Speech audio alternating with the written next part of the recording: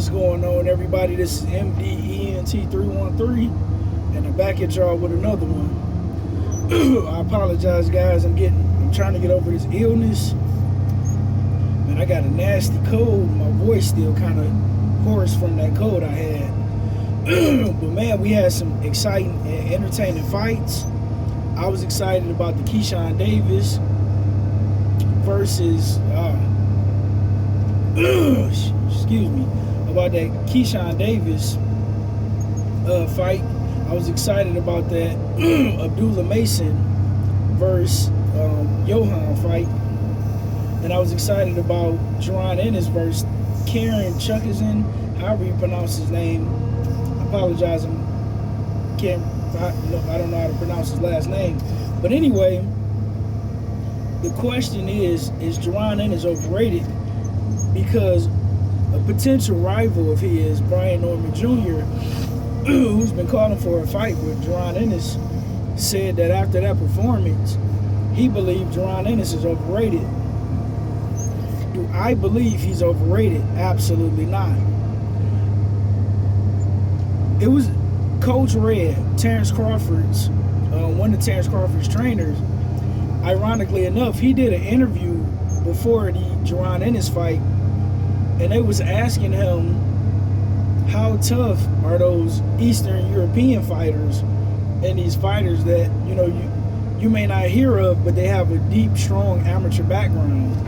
And Coach Red said, listen, those guys are extremely tough and experienced. And he said what makes them extremely tough is because they're so fundamentally and technically sound that it's little subtle things that they do that if you're not a boxing mind, if you're not a boxing pundit, you won't understand what's going on, because they're not extremely flashy and they're not doing a bunch of excessive moving, but the subtle moves that they make, their counter punching ability, the slight steps to the left, steps to the right, side to side, forward and backward, just little subtle things that they're doing is very technically sound, and they're always in position, to hit you. And he say, and some of them are so durable and tough that sometimes they'll put themselves in harm's way to take a punch, to give you a couple of punches, and that you have to be extremely careful when you're fighting those guys that are fundamentally sound like that. And it's funny when you watch the Jarron Ennis versus Karen Chuckison fight, that's exactly what you saw in that fight. Similarly to when Terrence Crawford fought Israel Madrimov. Subtle movements, good straight punches, a few choppy punches here or there. They don't overly commit. They stay within punching range, but they, get back on defense extremely well. And I think the only thing about Jarron Ennis' game that may be a tad bit overrated may be his punching power. He may not be as hard of a puncher as Terrence Crawford, Earl Spencer, Keith Thurman, but he's a decent puncher. But I think Karen's jab and his overhand right, he did a phenomenal job at keeping Jarron Ennis honest and making Jarron Ennis pay every time that, he made a mistake for the most part. Now the problem was Karen didn't have enough power to keep Jarron Ennis off of him. He had enough to kind of really keep him honest, but he didn't have enough to really keep him off of him. And if I'm being honest, had that guy, been a power puncher, that fight may have not, Jarron Ennis may have been upset that night. Another thing that I noticed with Jarron Ennis is when he get frustrated, when he can't knock you out, it seems as if he don't have a backup game plan. He don't have a B or a C game.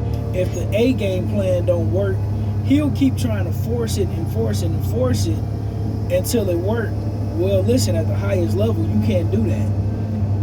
And we seen that with Earl Spence. The thing with Earl Spence was his game. How can I put it? He is an elite fighter, and his A game plan was just so good that he was able to beat a lot of guys. or he was able to beat most guys, until he came up against another elite fighter who had more tools in the toolbox, who can make changes mid-fight, who have a game plan B or C. And until Jarron Ennis started developing a B, C, and D game plan, he may be in trouble at 154.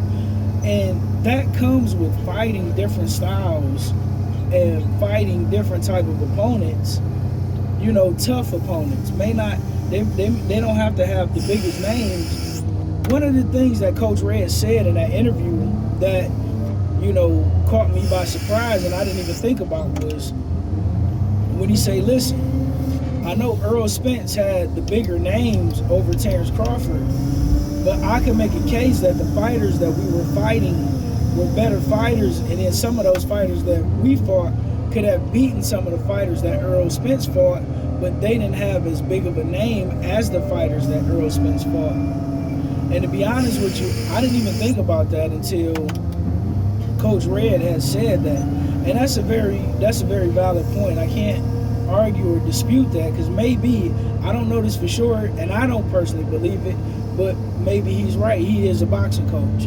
I'm not, I'm just a fan. But thinking about what he said, I have to take what he said into consideration, and he may be on to something. Terrence Crawford fought a lot of different styles, and I remember hearing Roy Jones say things of the nature of, well, I've seen Terrence Crawford fight a lot of different styles and make adjustments, you know, during fights, and I haven't seen Errol Spence make adjustments. He said it don't mean that Errol Spence can't make adjustments. I just haven't seen it. Now, when I look at Jarron Ennis, if I'm being honest, the type of guys that he's been fighting, he's been able to beat them the same way. And if it's not a guy who isn't fundamentally sound, if it's a guy who can't really stick and move, if it's a guy that's easy to hit and don't have a lot of movement or don't have good subtle movement and isn't defensively responsible, those kind of fighters, Jarron Ennis get those guys up out of there. And it don't look like he's fighting the fights that's going to push him and elevate his skill set. Hopefully, him being with Eddie Hearn now, they can get him those fights at 154 that will elevate and push Jarron Ennis into greatness. Now, even though Brian Norman said that, if I'm being honest, outside of the last guy that Brian Norman fought, I can make a case that Brian Norman Jr. hasn't fought anybody either. If I'm being fair and if I'm being honest, even though I still believe that Jarron Ennis will beat Virgil Ortiz and Brian Norman Jr., Virgil Ortiz has technically fought the better fighters, because Mean Machine is a better fighter than anybody that either one of those guys have fought. And I still believe Jarron Ennis will beat both of those guys, but until those fights happen, we'll never know, if I'm being honest.